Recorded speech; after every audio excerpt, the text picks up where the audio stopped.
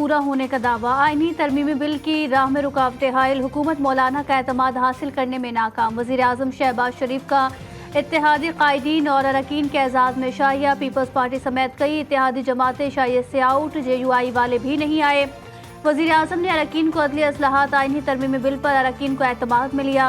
वज़ीर आज़म की ज़ेर सदारत वफाकी काबीना का इजलास आज होगा। इजलास में आईनी तरमीमी बिल की मंजूरी ली जाएगी।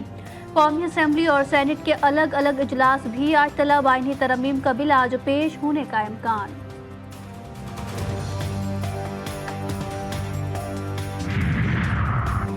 नंबर्स पूरे होंगे तो बिल पास करेंगे। जो बिल पेश हो रहा है कोई मखसूस बिल नहीं, सामने आएगा तो मुखालफत या हिमायत का फैसला करेंगे।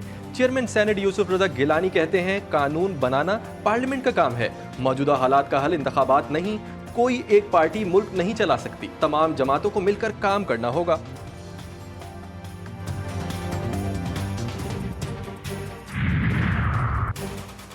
पूरे मुल्क में बाज़ गश्त है कि आईनी तरमीम लाई जा रही है। PTI सेनेटर शिबली फराज का सेनेट में इज़हार ख्याल, कहा अगर तैयारी नहीं थी तो इजलास क्यों बुलाया गया। नंबर पूरे नहीं हो रहे तो आप दूसरी तदाबीर इख्तियार कर रहे हैं। आइन में तरमीम की कड़ी शराइत है, लोग लगे हुए हैं कि मेंबरान को कैसे तोड़ा जाए, कैसे उठाया जाए। आईनी तरमीम बिल को सीक्रेट रखकर शुरू से ही मुतनाज़े बना दिया। PTI सियासी जमात थी और है। 12 जुलाई के फैसले में कोई इबहाम नहीं। इलेक्शन कमीशन जिम्मेदारी फौरी पूरी करे। जिम्मेदारी पूरी करने में नाकामी और इनकार के आईनी और कानूनी नताइज हो सकते हैं। नशिस्त इसी सियासी जमात के तसव्वुर की जाएगी जिसका सर्टिफिकेट आया। मखसूस नशिस्तों के केस में अक्सरियती फैसला देने वाले सुप्रीम कोर्ट के आज जजेस ने वजाहत जारी कर दी।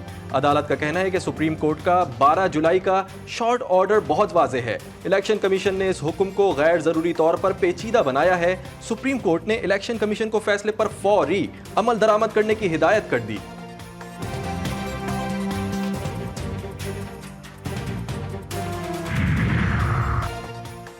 इलेक्शन कमीशन बैरिस्टर गौहर को चेयरमैन PTI और उमर अयूब को सेक्रेटरी जनरल तस्लीम कर चुका। मुख्तसर हुक्म के पैराग्राफ 8 में वाज़ेह तौर पर ऐलान किया गया कि हासिल करदा निशिस्त फौरन इस सियासी जमात की हासिल करदा निशिस्त तस्वुर की जाएगी। सुप्रीम कोर्ट के फैसले में कहा गया कि कोई बात का अमल इस वक्त के मुतल्लिका तारीखों पर होने वाले मुआहदे तब्दील नहीं कर सकता। तयशुदा हैसियत के मुताबिक ये कामयाब उम्मीदवार PTI के उम्मीदवार थे और वाज़ेह मामला पेचीदा बनाने, अबहाम पैदा करने की कोशिश मुस्तरद की जाती है। कमीशन के जरिए जारी फहरिस्त महज इंतजामी अमल है। मकसद तमाम मुतल्लिका अफराद को मालूमात और सहूलत फराहम करना है।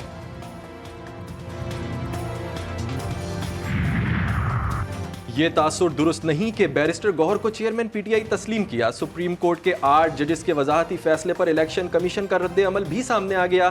ज़राए इलेक्शन कमीशन के मुताबिक PTI के इंट्रा पार्टी इलेक्शन का मामला अभी तक इलेक्शन कमीशन में ज़ेर गौर है। PTI इंट्रा पार्टी इंतखाबात पर कोई हतमी फैसला नहीं किया गया है। इलेक्शन कमीशन ने हमेशा इस मामले को जल्द अज जल्द निपटाने की कोशिश की। PTI ने बार बार ताखीरी हरबे इस्तेमाल किए।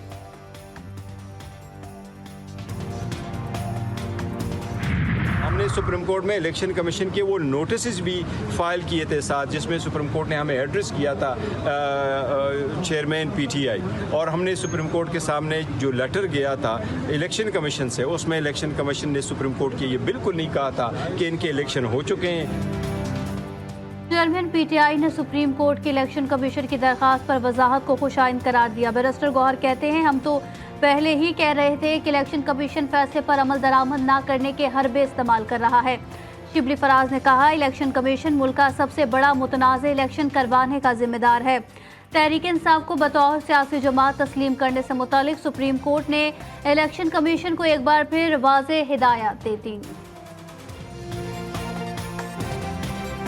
वजाहत क्या, वो वक्त ज़ाया करने के लिए उन्होंने जो एक एप्लीकेशन दी हुई थी उस पर फैसला आ गया है और उसमें बड़ा क्लियरली कहा गया है कि इलेक्शन कमीशन ताखीरी हरबे इस्तेमाल कर रहा है। और ये चीज़ बड़ी वाज़ेह है कि पाकिस्तान तहरीक इंसाफ एक रजिस्टर्ड पार्टी है, उसका वजूद है।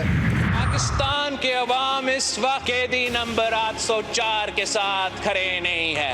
जितने भी बाई इलेक्शंस हुए हैं जनाब स्पीकर, उसमें ये लोग हारते हैं और इत्तेहादी जमातें जीतते हैं। कल रात जो पूरे पाकिस्तान ने एक बयान पढ़ा है अपनी सियासत को चंपाने के लिए, अपने अदालत के केसेस में रिलीफ लेने के लिए हर आईनी इदारा पे हमला किया है जनाब स्पीकर। कौमी असम्बली का इजलास, chairman Peoples Party Bilawal Bhutto Zardari का धुआंधार खिताब। बोले, कल रात एक बार फिर जमहूरियत पर हमला हुआ। चीफ जस्टिस काजी फाइज ईसा के खिलाफ तौहीन अदालत की गई। अवाम कैदी नंबर 804 के साथ नहीं खड़े। फॉर्म 45 और 47 के प्रोपेगेंडे पर बड़ी कहानी सामने आने वाली है।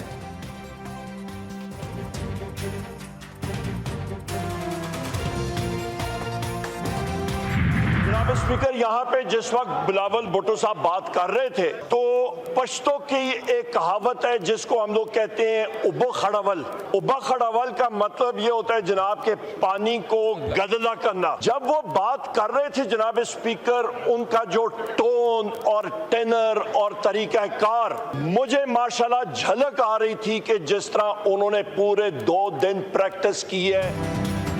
बिलावल भुट्टो की तकरीर से लग रहा था उन्होंने 2 दिन प्रैक्टिस की है। अपोजिशन लीडर उमर अयूब का रद्द अमल, कहा जो रात के अंधेरे में आप आईनी तरमीम लाना चाहते हैं, आपके पास नंबर्स पूरे नहीं हुए, आपके पास कैपेसिटी ही नहीं है आईनी तरमीम लाने की। मजीद कहा बानी पीटीआई का वज़ीर आज़म बनना नागुज़ीर है। मुल्क में इलेक्शन होने चाहिए साफ व शफाफ, जिससे मजबूत हुकूमत आएगी।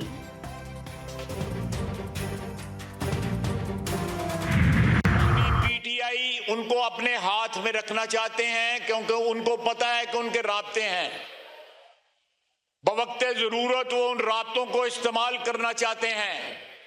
लेकिन साथ इस जो मैसेज उन्होंने ट्वीट के जरिए दिया है, ट्विटर पे दिया है, जनाब डेप्टी स्पीकर, ये एक दोगली पॉलिसी है, वो जो क्रेडिबिलिटी पहले तो उनकी कथित तौर पे नहीं है।